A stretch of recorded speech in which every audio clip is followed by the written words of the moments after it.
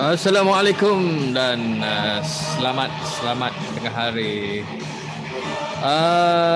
Okey, pada hari ini kita akan tengok sedikitlah ulang kaji tentang pendawaian logam. Bagaimana kita akan tengok apa yang okey. Okey, sekejap ya.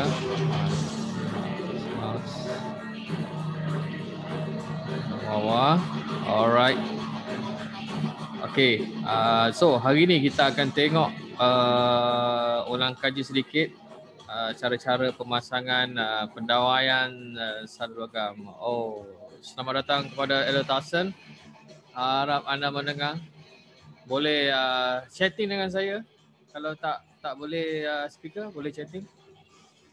Okey, cara-cara tujuan pembelajaran kita tengok sedikit. Benda-benda ni kita dah belajar. Okey, kita dah belajar sedikit. Tentang cara-cara untuk pendawaian salur logam dan pembuluh logam. So kita lihat balik apa yang kita dah belajar sebelum ni. Antaranya tujuan pembelajaran yang saya hendak kamu kuasai adalah supaya kamu boleh upgrade tahap kemahiran untuk menyediakan alatan tangan dan peralatan tambahan. Okey. Dan juga saya juga dah melihat bagaimana cara-cara mendawai sesalur logam dan pembuluh logam di tahap satu fasa. Dan juga apa yang pada amali lepas saya dah melihat bagaimana kamu telah membuat tamatan kabel pada unit pengguna, menguji keterusan, membuat kekutuban, ujian kekutuban dan rentang pendebatan, menguji kefungsian ELCB dan RCB. So apa yang saya perlu tekankan ini adalah kita perlu membuat laporan berdasarkan peraturan IE dan spesifikasi litar pada sesi akhir selepas pengujian dilakukan. Okey. Baik, kita go through sedikit apa itu lukisan data dan jadual. Okey, ini adalah salah satu contoh lukisan. Saya besarkan sedikit. Okey. Tak boleh besar okay, saya cuba besarkan sikit. Okey, boleh.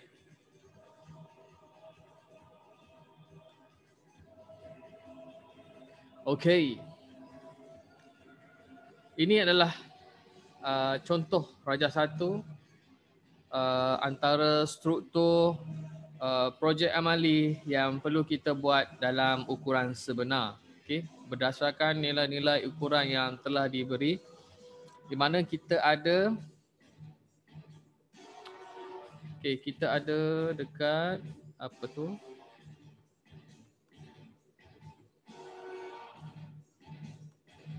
Kita ada KFA di sini. Okey. Di mana KFA, kita ada KFA. Okey, sebelum KFA kita ada ruang A dan ruang B. Okey. Okey, ruang A dan B. Di bahagian A kita ada KFA, di bahagian B pula kita ada 1 2 3 Swiss. Swiss ke? Okey. Tengok balik nanti. Dan kita ada juga paras ceiling di mana kita akan membengkokkan pembuluh logam pada paras ceiling. Okey. So kita lihat balik, kita ada Swiss 1, ada Swiss 2, ada Swiss 3. Okey, ini adalah benda-benda yang kita perlu perhatikan, bahawa pemasangan yang perlu kita buat mesti berdasarkan alat tambah, dan kita perlu mencari dan memasang alat tambah ataupun aksesori untuk melengkapkan kita punya pendawaian nanti. So, dekat sini saya akan highlight antara benda-benda yang kritikal adalah pada bahagian yang ni, yang 200 mm ni adalah bahagian yang dipanggil offset. Okay, offset. Offset perlu mengikut ukuran yang diberi. Okay, bagi tujuan kekemasan dan juga mengikut spek lah. Okay, dan juga pada paras sini juga kita perlu perhatikan juga supaya pada bengkokkan tu perlu mengikut sudut atau darjah sudut tegak yang betul lah. Jangan tak boleh lah kita buat suka-suka, tak boleh supaya kita betul-betul dapat yang tepat, sudut tepat. Rasa pada paras ni, kalau paras siling kita guna 90 darjah bengkokkannya. Menggunakan apa? Ya, kita gunakan apa kalau kita nak bengkokkan pembuluh logam? Pembuluh logam kita guna apa itu dia dipanggil adalah pembengkok logam. Bender, conduit bender, steel conduit bender. Okey, saya juga nak highlight dekat sini beberapa. Hari ini kita akan cerita Raja 1 saja. Sembang tentang Raja 1 sebab banyak kelemahan yang saya lihat pada amali-amali lepas yang sering dilakukan oleh pelajar ataupun pelatih semasa membuat amali pendawaian. So saya cuba skip kita tengok. Okey, antara salah satu benda poin yang selalu pelajar atau pelatih tersilap ukuran adalah di bahagian-bahagian yang saya bertanda warna kuning.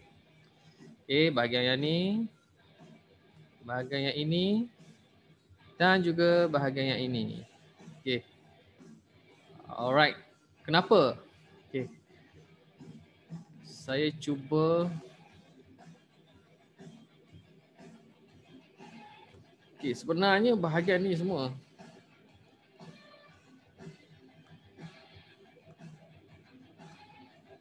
Okey, bahagian ni. Yang warna kuning ni. Okey. Kenapa? Kenapa saya cakap? Pasal yang pertama sekali ialah ukuran. Ukuran sepatutnya kalau kita lukis dekat dinding pendawaian, kita perlu merujuk pada line yang kita lukis, dan bila kita pasang sesuatu yang kerangka yang dah siap, kita perlu tengok dia punya ni anak panah ni titik tengah. Tengok apa yang saya bulatkan, apa yang buat anak panah hijau. Okey. Titik tengah berada di tengah-tengah, betul-betul tengah-tengah kotak 3 simpang ni. Sama juga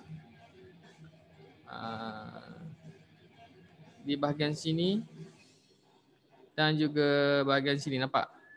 Betul-betul di tengah conduit. Okey.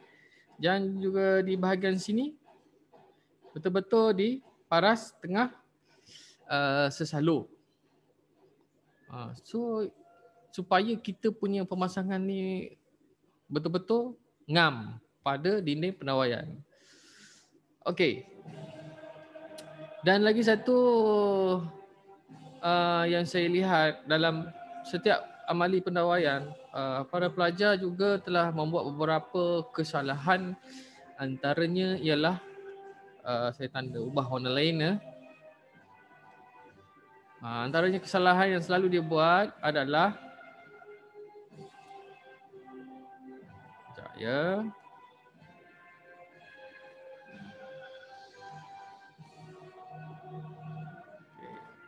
paras. Okey. Paras Swiss. Paras soket alih keluar ataupun Swiss lah yang saya merahkan di sini. Okey. Selalunya tidak sama. Kerana apa? Mereka terlupa bahawa poin garis di tengah garis juga merujuk pada tengah-tengah. Okey. Pada tengah-tengah Swiss. Okey. Yang ni di tengah. Yang ni juga di tengah. So kita tulis lah kat sini. So jadi titik tengah. Okey, titik tengah. Garis titik tengah supaya ukuran kita sama. Juga di bahagian sini juga adalah titik tengah.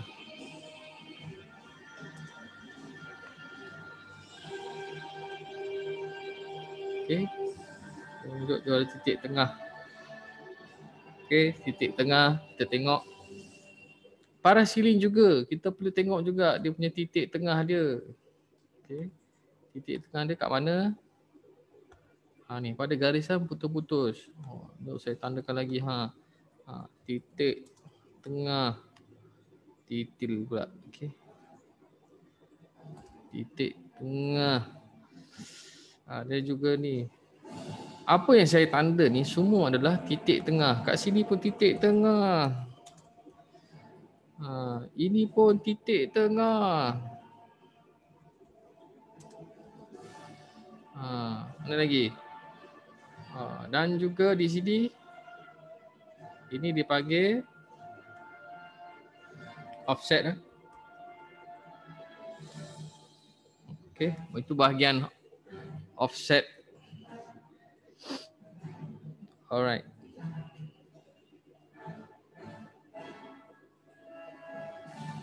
Okey. Saya juga ingin tunjukkan sesuatu. Di bahagian ini adalah dia punya cover penutup. Di mana penutup tu kadang-kadang kita boleh buat 2 lapis supaya menutup betul-betul di atas tu, sesalur tu, penutup dia. Jangan ada lubang. Kalau ada lubang, senang. Semut, cicak boleh bersarang dalam tu. So untuk mengelakkan itu berlaku, kita perlu buat penutup sesalur dengan kemas lah. Dan pastikan penutup tu gunakan pelulas pada setiap hujung yang kita telah gunting supaya dia tidak mencederakan kabel di dalamnya nanti. Alright, ini Raja 1. Dah banyak saya conteng ni. Okey. Okey, boleh faham ya dekat sini? Okey, saya clearkan dulu. Clear all my drawing. Alright, seterusnya kita lihat apa dia arahan kendalian dia. Antara arahan kendalian bahagian A, kita tengok pendawaian sesalur logam.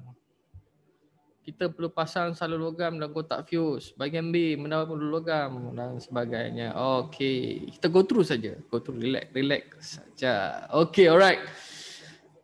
Kita ada menunjukkan senarai bahan bagi pendawaian salur logam dan pembuluh. So ini adalah antara bahan dan kelengkapan yang perlu ada dan perlu disediakan bagi setiap orang sebelum melakukan sebarang pendawaian logam. So kita kena sedia dulu peralatan ni. Kalau kita tak sedia, jadi lambatlah nanti. Hulu pilih ke sana ke sini untuk mencari peralatan. Sekejap pinjam dengan orang sebelah, sekejap orang pinjam, orang sebelah pun pinjam orang sebelah punya. Jadi lambatlah. So jadi supaya kerja kita teratur, kita cari barang kita letak setempat dalam toolbox supaya memudahkan urusan kerja. Okey, baik. Sesalur logam, 40 logam, gunting logam, gergaji, hacksaw, pembaris, penggaris besi, pelai gabung untuk pendawaian, sesiku L dan pita pengukur. Ya, inilah bahan-bahan peralatan.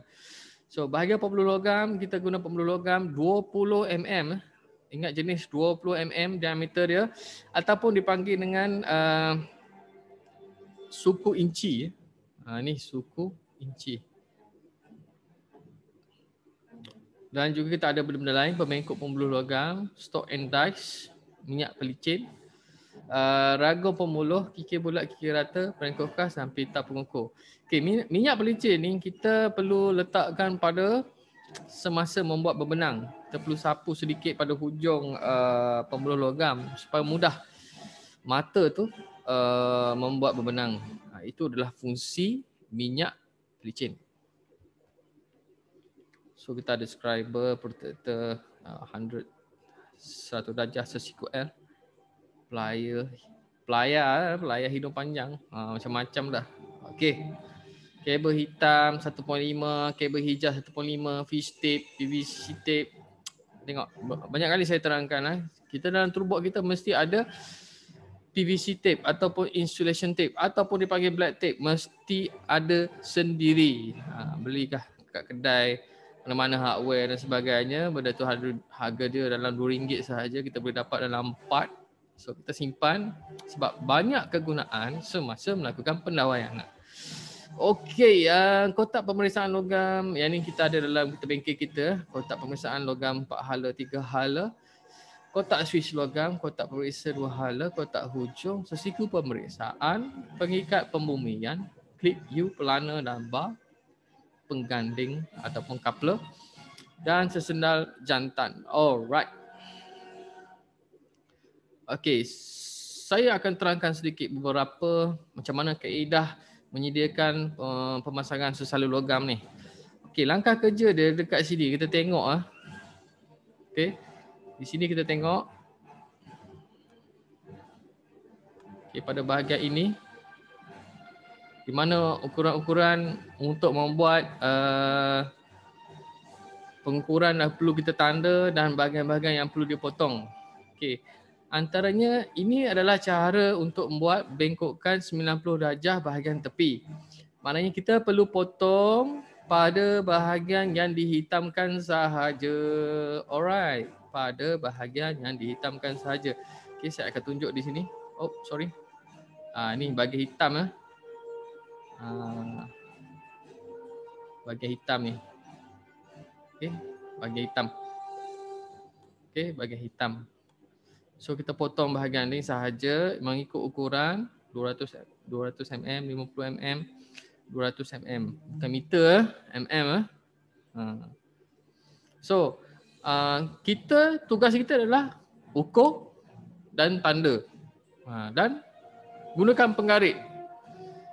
Selepas itu, apa yang kita buat?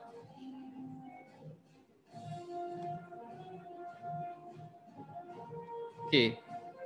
Kita potong bahagian yang tadi kita buat. Okey, kita dah potong. Kita dah potong bahagian tadi. So kita bulat kat sini So ni. Oh, sorry.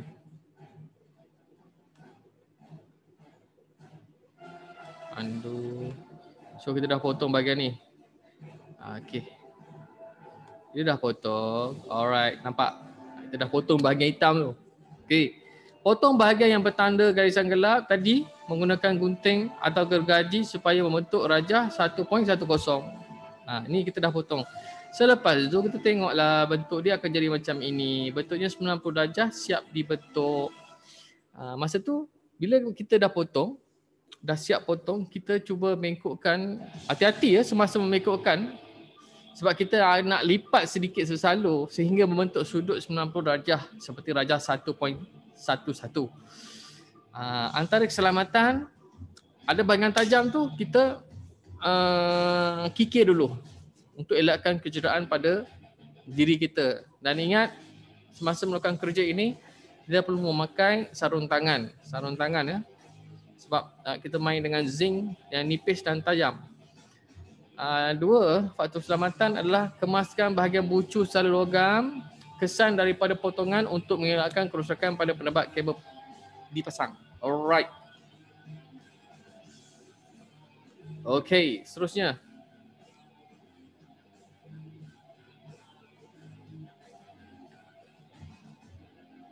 Langkah kerja dan butiran kerja. Itu tadi bahagian A. Sekarang bahagian B. Kerja kita adalah ukur, potong dan bengkok pemuluh logam pada sudut 90 darjah dan juga 135 darjah. Antaranya ialah keselamatan-keselamatan yang kita perlu ambil untuk membuat pemotongan. Pastikan berada dalam keadaan sihat. Jangan kita kalau tak sihat ke, kita tak ada tenaga ke, kita buat kerja. Janganlah. Pastikan berada dalam keadaan sihat sebelum memulakan kerja. Sebab tu saya tengok sebelum amali, mana-mana yang tak sihat duduk dulu, ambil feel dulu, baru boleh buat kerja. Yang kedua, pastikan memakai pakaian kemas sesuai dan tidak memakai barangan kemas seperti gelang, cincin, jam dan sebagainya. Tanggal semua, okey, untuk mengelakkan kebarangkalian berlakunya kecederaan. Yang ketiga, kita pastikan semua bahan berada dalam keadaan tersusun. Yes, baik. So, tugas kita ukur dan tanda. Okey. Okay, alright. Kita terus pada Rajah 1.1. Ini adalah rajah apa? Tuan-tuan, puan-puan. Ya, ini adalah rajah apa ya? Ini adalah rajah ragum ataupun pemegang. Dia dipasang pada conduit bender. Okay. Ini adalah cara-cara menggunakan pembengkok logam. Okey, ukuran panjang pembuluh logam harus ditolak dengan panjang aksesori dan fitting yang ditambah. Okey, kita potong pembuluh logam mengikut ukuran. Lepas tu kita pasang pembuluh logam pada ragum pembuluh logam. Yang ni adalah ragum dia ya. Okey. Ini adalah ragum. Okey, ini adalah ragum dia. Dan kita kena tanda tempat pembuluh logam yang hendak dipotong. Di mana bahagian mana? Contoh di sini saya tanda. Okey, contohnya nak potong kat sini. Kita potong. Okey. So kita potong kat sini. Kita potong. Pastikan kita pulas mengikut anak panah ni. Jangan terlalu ketat sampai sampai kemik kita punya pembuluh pendawaian. Okey, jangan. Okey. Clear?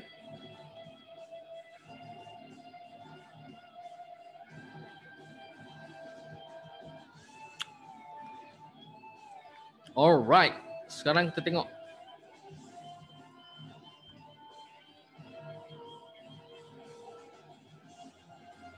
Okey. Rajah 1.2 ini adalah bagaimana angle untuk memotong. Okey. Inilah angle untuk memotong. Okey, nampak? Okey, inilah angle untuk memotong. So, masa nak memotong tu, kita kena letak dulu, gesek dulu mata gergaji pada bahagian yang kita tanda pada pembuluh logam. Lepas tu gunakan ibu jari. Gunakan ibu jari ya. Terbalik pula. Okay, undo sikit. Okey, ini ibu jari dia. Okey, ini adalah ibu jari di mana kita hadang pada gergaji tu. Jangan sampai terpotong ibu jari ya. Gunakan ibu jari sebagai pemandu awal supaya kita nak gesek pada permulaan pemotongan tu untuk menggerakkan gergaji ke hadapan dan ke belakang. Okey. Bila dah ada dia punya lurah dia sendiri tu, kita boleh alihkanlah ibu jari kita dan seterusnya kita potong.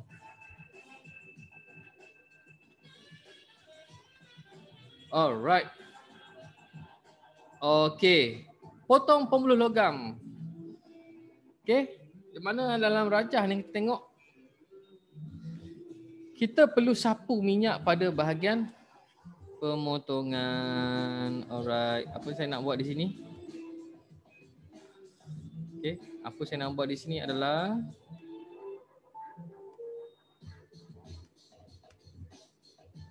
bahagian ni. Okey.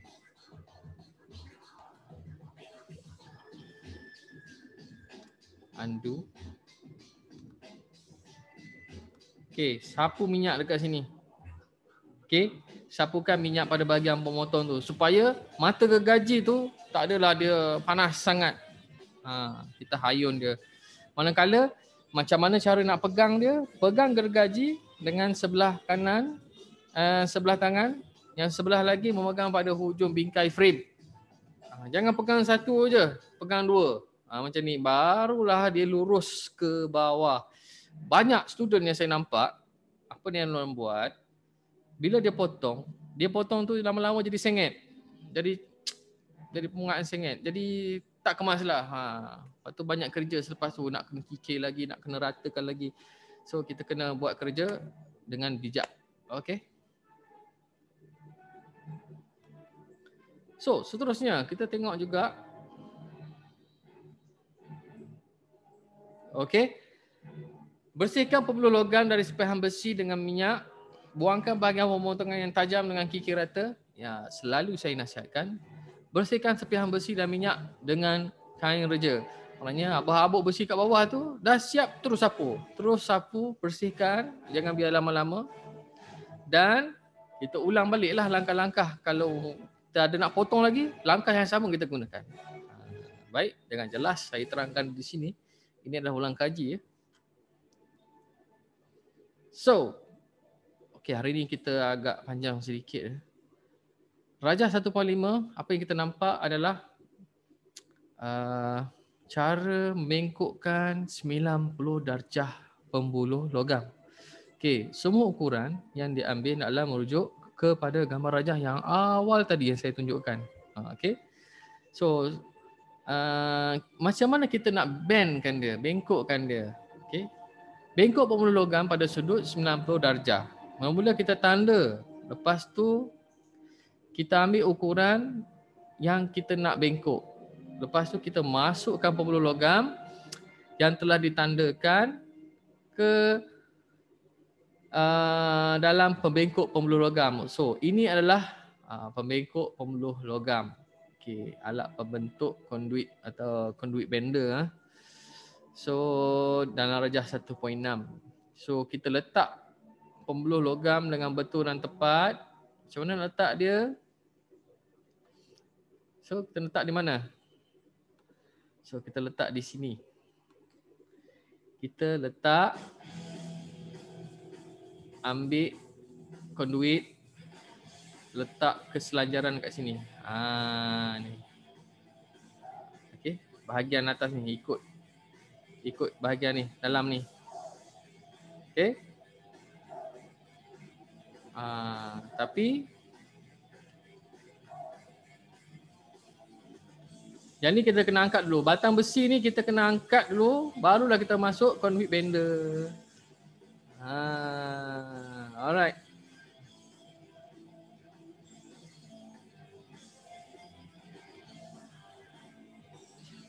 So kalau kita ada buat sudut, kalau bengkok tu tidak tepat dan potong jika ukuran terlebih panjang. So kalau ada terlebih panjang tu kita potong. Alright.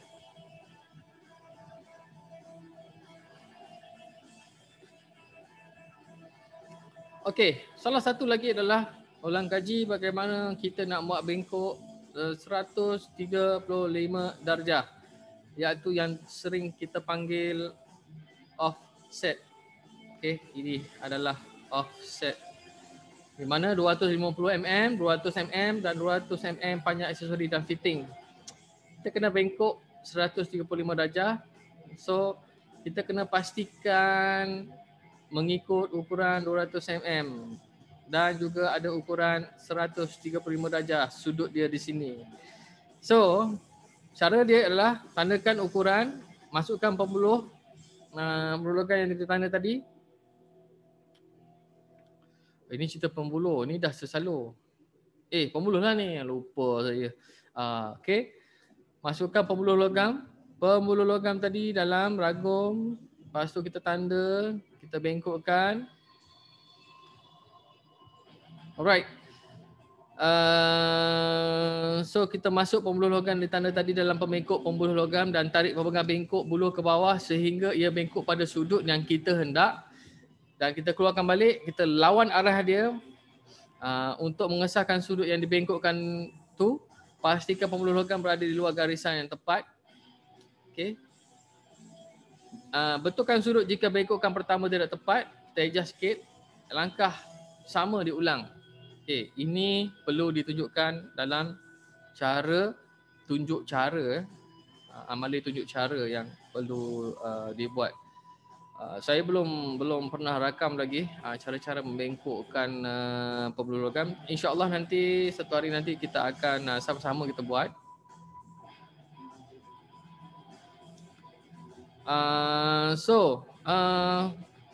Jika ukuran pembuluh logam terlalu pendek, ia mesti diukur dan dipotong dan dibengkokkan semula. Ya, ini adalah benda yang kita kena sentiasa ingatlah. Kalau kita tak cukup ukuran, maknanya kita tidak ikut spesifikasi yang betul. Okey, membuat berbenang pada pembuluh logam. Pastikan pembuluh logam tidak ditinggalkan dalam keadaan diangkat semasa tidak digunakan. Okey, kita menggunakan stock and dice. Alright, ini adalah stock and dice pada darjah 2.1. Antara kaedah asas membenang pembuluh logam, kita pasang dulu dice pada pembuluh logam dan kita gunakan saiz suku inci ya, 3/4 inci darjah 2.1 dan kita masukkan bolt menerusi dice dan ketatkan nut dan kita tengok adjust dia punya jajaran dia, alignment dia supaya tepat untuk pembuluh logam bersaiz 3/4 inci. Okey, baik.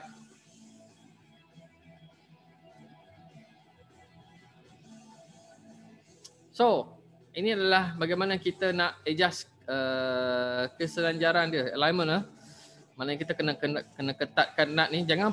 Jangan dibiarkan longgar. Kita perlu ketatkan supaya kita punya berbenang kita mengikut saiz yang betul. Kita menggunakan special wrench, perengkuh khas untuk mengikut arah pusingan jam.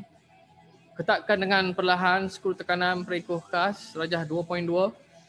Okey, ini adalah memasangkan pembuluh logam pada jarak kira-kira 150 mm keluar daripada ragum pembuluh logam berdasarkan rajah 2.3. Pastikan ikatan ragum ketat tanpa merosakkan pembuluh logam. So, rajah 2.4 ni cara-cara kita masukkan konduit logam. Konduit logam ya. Okey. Letakkan pembenang pada konduit, buka rahang besar sedikit pada garis pusat pembuluh logam dan masukkan dan dari belakang rahang sehingga menyentuh dice. Lepas tu kita ketatkan rahang kita rajah 2.4 ya. Okey, baik. So, untuk buat berbenang pada pembuluh logam, kita setkan ratchet pada arah yang diperlukan. Okey. Maknanya ratchet tu dia boleh control sama ada kita nak forward atau reverse, kiri atau kanan. Titiskan sedikit minyak ke atas permukaan berbenang. Ini adalah benda penting supaya kita menjaga ketajaman mata berbenang supaya mudah kita membuat berbenang. Okey, tekan pembenang pada paksi pembuluh logam dengan tangan kiri dan gerakkan rod pembenang dengan tangan kanan. Anda arah ke atas dan bawah. Okey, anda arah ke atas dan bawah. Okey, mengikut anak panah ni. Ada anak panah ni. Okey, alright, 25. So, ini adalah hasilnya perbandingan sisi kita. Mana benang pembuluh logam panjang 15 mm, rajah 2.6. Kita titiskan minyak di mana? Okey. Ini bahagian ini. Kita titiskan sikit. Okey. Alright.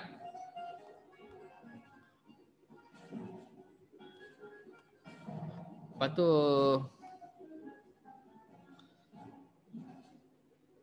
rajah 2.7 keluarkan pembenang setkan ratchet pada arah berlawanan daripada langkah 2.14 dan gerakkan rod pembenang arah ke atas 12 ke atas konduit bawah. So longgarkan rahang dan kita menggunakan pelulas. Pastikan pembenang dipegang secara berhati-hati supaya tidak menghempas kaki anda. Kita buat kerja-kerja berat ni kita kena sentiasa berhati-hatilah supaya tidak terkena pada kaki kita. Oleh itu pastikan kita memakai kasut keselamatan supaya melindungi kaki kita. Okey. Ini benda yang sama. Okey. Ini yang gambar rajah yang kita lihat tadi. Okey, saya rasa sekadar itu sahaja perincian ulang kaji pada kali ini untuk pendawaian logam. Saya akhiri ulang kaji kita. Sentiasa jaga dan amalkan SOP dengan betul. Kerap membasuh tangan, memakai pelitup muka semasa berada di tempat awam. Okay, stay home, stay safe, sentiasa study, kuatkan semangat untuk belajar dan memperbaharui ilmu-ilmu yang ada supaya ilmu kita sentiasa upgrade lah dari semasa ke semasa. InsyaAllah kita akan berjumpa lagi pada sesi akan datang. Assalamualaikum warahmatullahi wabarakatuh.